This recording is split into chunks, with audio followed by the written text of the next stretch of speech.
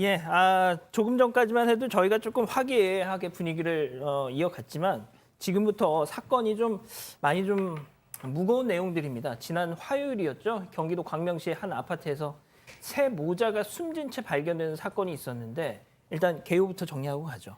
네, 지난 25일 밤 11시 반쯤인데요. 경기 광명시의 한 아파트에서 이 40대 어머니와 10대 두 아들, 각각 초등학생과 중학생이었습니다. 숨진 채 발견이 된 겁니다. 이 경찰은 외출 뒤에 귀가해보니 가족이 숨져 있었다라는 남편의 신고를 받고 현장에 출동을 했는데요.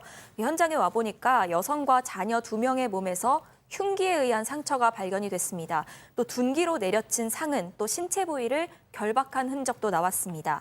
이 경찰 관계자는 타박상과 자상 모두 사인이 될 수 있다라면서 이 부검을 통해서 정확한 사인을 밝히려고 했는데요. 그러면서도 이 아파트 출입구와 승강기에 설치된 CCTV 영상을 확보해서 이 수사에 나선 상황이었습니다. 자, 그런데 경찰은 단 하루 만인 어제 이 용의자를 긴급 체포했는데요. 범인은 바로 최초 신고자였던 남편이었습니다. 먼저 이 경찰서로 이송되는 그 현장 모습 잠깐 보고 가시죠. 아내하고 아들 가족인데 왜 그러신 건가요? 미안한 마음 없으세요? 하고 싶은 말 없으세요? 최대한 처벌받겠습니다. 계획해서 범행하신 건가요? 왜 신고는 직접 하셨어요? 제가 했습니다. 죄송합니다. 어떤 부분이 죄송하신 거예요? 가족들한테 할 말 없으세요? 자격이 있는지 모르겠지만 내가 잘못했어.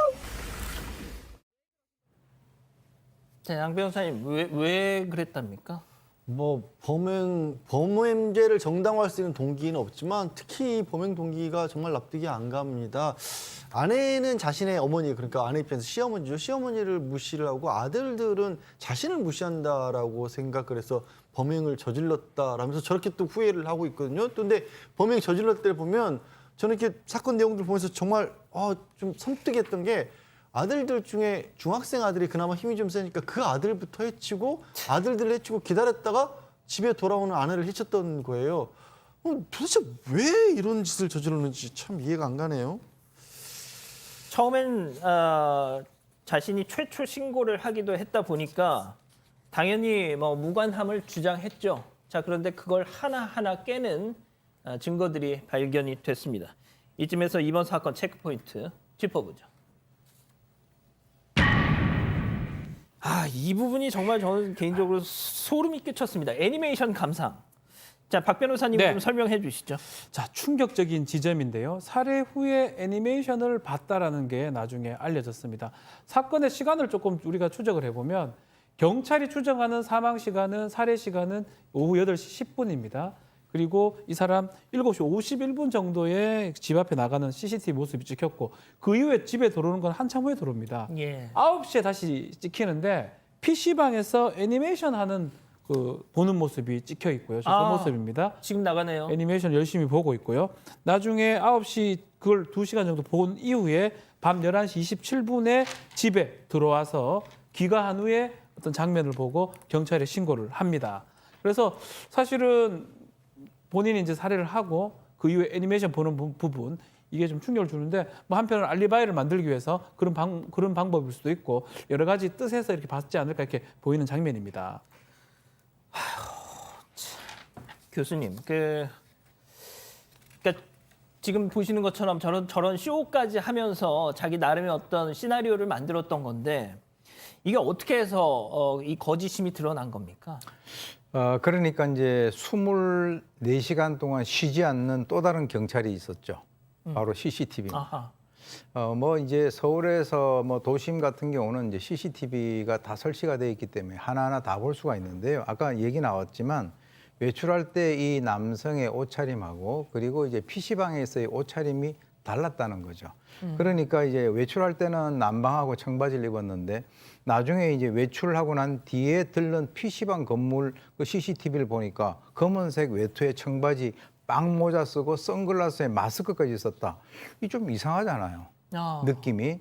그래서 또 이제 영상 속에서 지금 엘리베이터가 나오는데 거기서 나와가지고 건물을 나서는 이 남성의 걸음걸이가 굉장히 태연했고 주머니에 이제 손까지 넣고 유유히 건물 밖을 빠져나왔다. 그래서 거기에서는 뭐 전혀 조급함이라고 하는 것을 여기서 지금 영상에서 보시는 바와 같이 그것을 느낄 수가 없었다라고 하는데 경찰의 입장에서는 당연히 밖에 나가서 무슨 옷을 갈아입습니까? 그렇죠. 그러니까 이제 그것을 가지고 추궁을 해서 바로 범행을 자백을 받았습니다. 근데 그게 아니더라도 정말 보통 일가족 사망 사건 같은 경우는 그러니까 다른 가족들은 다 사망했는데 혼자 살아남거나 이런 경우에는 교수님 보통 경찰이 일단은 그 혼자 남은 가족을 용의선상에 일단 한번 올리기는 하지 않습니까? 제가 이제 저 보도를 처음 이제 들었을 때 예.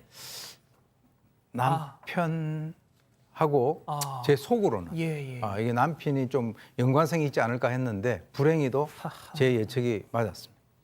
자, 이 기자 심지어 결정적인 증거가 이 범행 현장 인근에서 발견이 됐잖아요. 네, 맞습니다. 이 경찰이 범행 현장 인근을 수색하다가요. 근처에 공원이 있었던 겁니다. 그런데 거기에 버려진 흉기와 옷가지들이 있었던 겁니다. 이 남성은 당초에는 자신의 혐의를 부인해 왔습니다. 그런데 이 경찰이 자택 주변에서 이 흉기와 피 묻은 옷 등이 발견이 됐다라면서 내보이니까 그제서야 범행을 시인한 것으로 알려졌습니다. 자, 그런데 풀리지 않았던 게 있죠. CCTV 보면 집을 나가는 건 찍혀 있습니다. 근데 들어온 모습이 없었어요. 심지어 범행 장소 이 집이 10층 이상의 고층 아파트였. 아니 그러면 나가는 거는 있고 들어온 모습이 없다. 뭐가 무슨 자, 범행 일어난 시간이 8시 10분 정도라고 봤습니다. 그렇지만 7시 51분에 나가는 모습이 찍혀 있다 그러고요.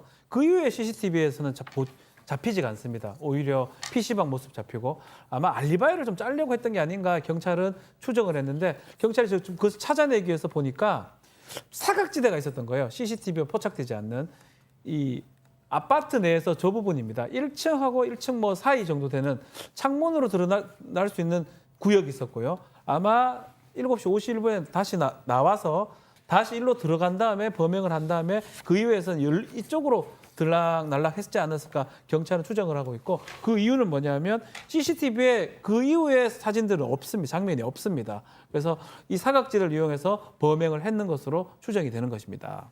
제가 교수님께 마지막에 좀 여쭙겠습니다. 자, 양 변호사님. 그런데 이제 범행 이유 본인이 밝힌 범행 이유가 아내가 우리 어머니를 무시하고 아이들이 날 무시해서 그러니까 뭐 그런 이유였던 거잖아요. 그러니까 뭐 계기는 뭐 별로 공감은 안 가는데 무슨 이유는 있었나요? 그러니까 한 1년 정도 전에 회사를 그만두고 일을 하지 않고 있었답니다. 그러니까 자연스럽게 가족이 생기에는 아내가 책임을 지고 있었고 그 때문에 갈등이 좀 있었던 모양입니다. 이혼 얘기도 오갔었고 근데 이웃 주민들 얘기가 남성이 그래서 최근 들어 좀 이상해졌다라는 증언들이 좀 나오고 있거든요. 무슨 얘기를 하냐면 뭐 반려견을 데리고 산책을 하다 마주쳤는데 그전엔 안 그랬는데 그러니까 이웃 주민의 반려견을 향해서 뭐 이렇게 좀 좋지 않은 얘기를 왜 함부로 지느냐 이러면서 욕설을 하기도 하고요.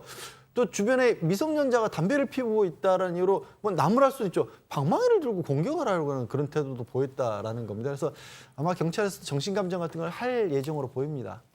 자, 교수님께 한 두 가지만 여쭙겠는데요. 첫 번째는 이겁니다.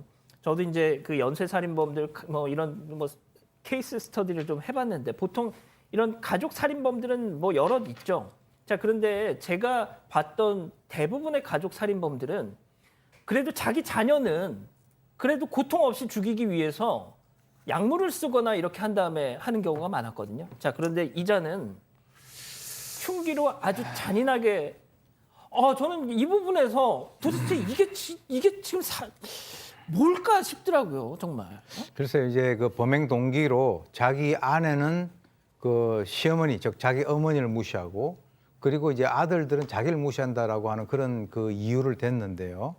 어떤 이유를 댄다 하더라도 저는 처음에 아니 도대체 왜 뭐 부부 싸움을 하다가 뭐 상대 배우자를 우발적으로 살해하는 그런 경우는 있습니다만 이번에 이걸 보게 되면 아주 계획적으로 CCTV 사각지대 그리고 알리바이 만들고 아까 우는 모습을 저희가 보긴 봤지만 예. 그 이전의 어떤 그 행동들을 보게 되면 그 울음이 우리한테 다가오지가 않아요. 그래서 지금 이제 제가 알고 있기로는 이 아내를 자기 자녀들 살해하기 위해서 아내에게 전화를 해가지고 아내를 바깥으로 불러내고 그리고 들어가서 예. 자녀부터 살해하고 또 이제 아내를 살해했다라고 하니까 정말 이렇게 알리바이를 아주 치밀하게 만들어서 자기 자녀를 포함해서 가족을 살해하는 이런 경우는 글쎄 참 좀 드물죠. 예. 심지어 연쇄 살인마 유영철마저도 그 자기 자식은 정말 극진하게 정말 챙겼다는 얘기를 보면 이건 정말 너무 이해가 안 되는데. 자, 교수님, 그리고 말이죠. 오늘 이르면 이제 구속영장을 경찰이 신청한다고 하는데, 저는 이 얘기를 듣고 경찰이 신상 공개를 이자에 대해서 하지 않겠다라고 했답니다.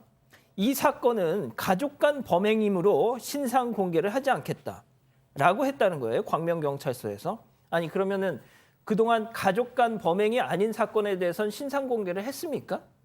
그렇지는 않죠. 그래서 이제 그 뭐 지난번 고유정 사건 같은 경우도 가족 간 사건 아니겠습니까?